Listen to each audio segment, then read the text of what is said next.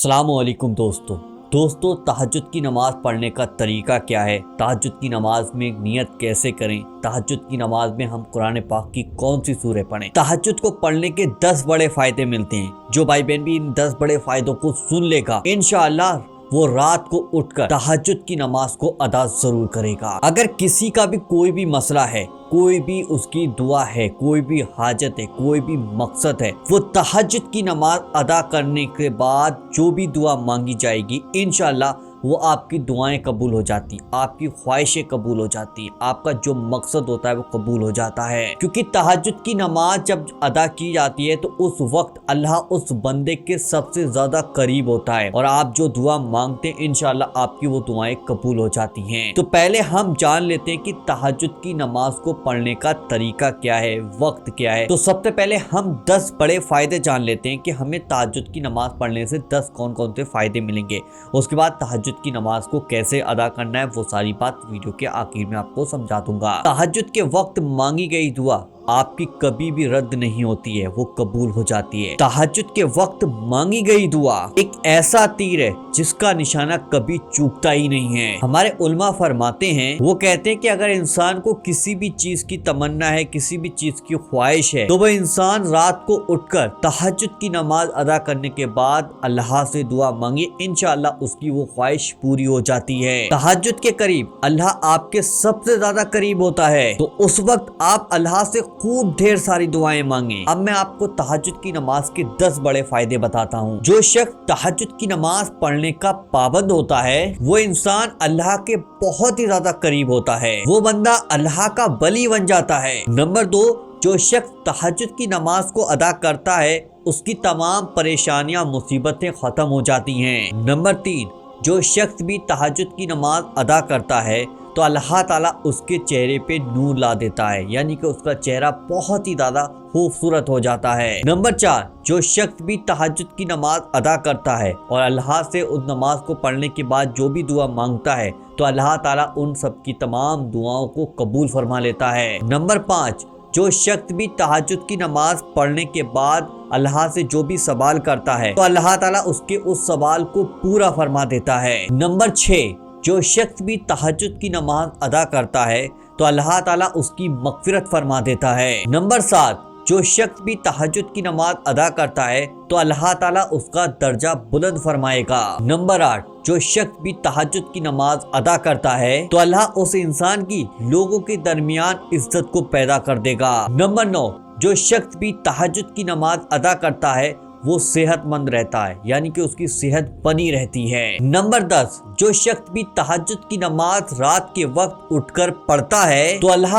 उसकी कब्र में जन्नत की रोशनी अता फरमाता है। अब दोस्तों हम जान लेते हैं कि तहज्जुद की नमाज हमें किस तरीके से पढ़नी है। ध्यान से कॉपी पेन लेकर बैठ जाइए ताकि हर बात को आप ध्यान से लिखते चले जाएं। दोस्तों फर्ज नमाज के बाद अल्लाह ताला को तहज्जुद की नमाज सबसे ज्यादा पसंद है। तहज्जुद की नमाज का वक्त आधी रात सोकर उठने से फजर की अजान से पहले पहले का होता है, यानी कि इशा की नमाज पढ़ लिया आपने, पढ़ने के बाद आप एक नींद ले लें, चाहे वो नींद 5 मिनट की हो, चाहे वो नींद 1 घंटे या 2 घंटे या 3 घंटे या 4 घंटे की हो। लेकिन अगर आप सोकर उठ नहीं पा रहे हैं तो फिर आपके लिए बेहतर है कि इशा की नमाज अदा जब कर रहे हैं तो उस वक्त में नमाज़े वितर से पहले तहज्जुद की नमाज आप अदा कर लें, तो आपको तहज्जुद का सवाब मिल जाएगा। लेकिन ये वैसा सवाब नहीं होगा जो आप रात को एक नींद लेने के बाद तहज्जुद की नमाज को अदा करते हैं। अब हम आपको बताते हैं कि तहज्जुद की नमाज में हमें क्या पढ़ना चाहिए, नियत कैसे करनी चाहिए, कुरान पाक की कौन सी सूरह पढ़नी चाहिए। चलिए अब हम आपको बताते हैं। तहज्जुद की नमाज 2 रकत करके पढ़नी चाहिए। आप कम से कम 2 रकत और ज्यादा से ज्यादा 12 रकत नफिल नमाज तहज्जुद की आप अदा कर सकते हैं। लेकिन आपको पढ़नी 2 करके होगी, पहले 2 पढ़ लें, फिर 2 पढ़ लें, फिर 2 पढ़ लें, फिर 2 पढ़ लें, इस तरीके से आप पढ़ सकते हैं। सबसे पहले हमें तहज्जुद की नमाज की नियत इस तरीके से करनी होगी। नियत की मैंने 2 रकत नमाज नफिल तहज्जुद की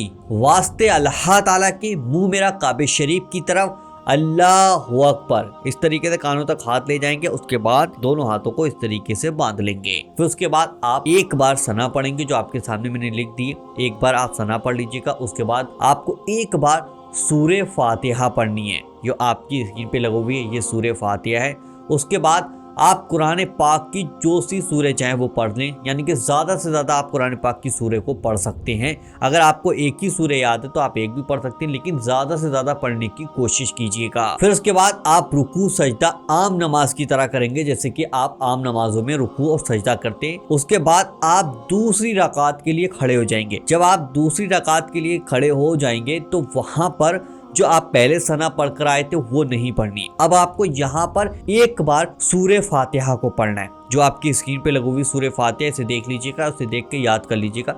ये सूरह फातिहा आपको सिर्फ एक बार पढ़नी होगी। उसके बाद आपको कुरान पाक की जो सूरह पीछे आप पढ़कर आए थे, जितनी भी आपको सूरह याद हैं, जितनी भी जो भी आयतें आपको कुरान पाक की याद हैं, वो पढ़ लीजिएगा।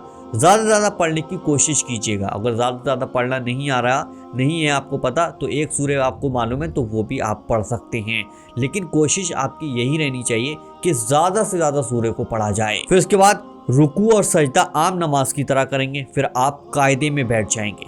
जब आप कायदे में बैठ जाएं तो वहाँ पर आपको एक बार अत्तहियात पढ़नी, जो आपकी स्क्रीन पे मैंने लगा दी। देखिए ये अत्तहियात है, इसको याद कर लीजिएगा ध्यान से। अत्तहियात को आपको एक बार पढ़ना होगा। उसके बाद दुरूद इब्राहिमी, जो आपके सामने मैंने लगा दिया है, ये दुरूद इब्राहिमी, सिर्फ एक बार आपको दुरूद इब्राहिमी पढ़ना होगा। उसके बाद दुआए माशरा, ये आपके सामने मैंने लगा दी दुआ, इसको भी आपको एक बार पढ़ना होगा।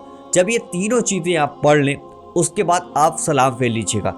जब आप सलाम फेर लेना तो उसके बाद आपकी यहाँ पर नमाज मुकम्मल हो गई, यानी कि 2 रकात नफिल नमाज जो तहज्जुद की आपने अदा की थी वो पूरी हो गई। उसके बाद आप फिर 2 पढ़ेंगे इसी तरीके से, फिर 2 पढ़ेंगे इसी तरीके से, फिर 2 पढ़ेंगे इसी तरीके से, फिर 2 पढ़ेंगे इसी तरीके से कम 2 और ज्यादा से ज्यादा 12 रकात नफिल नमाज तहज्जुद की आप पढ़ सकते हैं। आधी रात में उठकर पढ़नी, यानी कि आप इशा की नमाज पढ़ लें, उसके बाद सो जाएं। चाहे 5 मिनट की नींद ले लें, चाहे 10 मिनट की नींद ले लें, चाहे 1 घंटे की नींद ले लें, चाहे आप 8 बजे सोए, 10 बजे उठे, 11 बजे उठे, उठकर अगर आप तहज्जुद की नमाज पढ़ेंगे और अल्लाह से जिस भी चीज़ का सवाल करेंगे तो अल्लाह ताला आपका उस सवाल को पूरा फरमा देगा। आपकी जो भी ख्वाहिश, जो भी हाजत, जो भी तमन्ना, जो भी आपका मकसद होगा, इस नमाज को पढ़ने के बाद आप अल्लाह से दुआ करेंगे, इंशाअल्लाह आपकी वो दुआएं कबूल हो जाएंगी।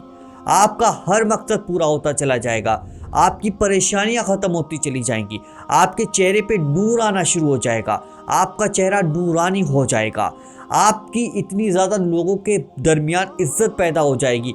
लोग आपको, यानी कि लोग आपकी इज्जत करेंगे, लोग आपसे मोहब्बत करेंगे, यानी कि आपकी तमाम परेशानियां, मुसीबतें ख़त्म हो जाएंगी। तो मैंने आपको बताया कि फ़र्ज नमाज के बाद अल्लाह ताला को तहज्जुद की नमाज सबसे ज़्यादा पसंद है, और अल्लाह ताला तहज्जुद की नमाज में अपने बंदे के करीब, बहुत ज़्यादा करीब होता है। उस वक्त में आप अल्लाह से जो दुआ मांगते हैं, अल्लाह ताला आपकी उन दुआओं को कबूल फरमा लेता है। तो जो भाई बहन भी आपकी नज़र में परेशान है, मुसीबत में घिरा हुआ है, बहुत ज़्यादा दुखी रहता है, तो उन लोगों तक इस वीडियो को शेयर करें ताकि वो लोग रात के वक्त में तहज्जुद की नमाज को अदा कर सके। कैसे पढ़नी, कब पढ़नी, ये सारी बात मैंने इस वीडियो में आपको समझा दी है।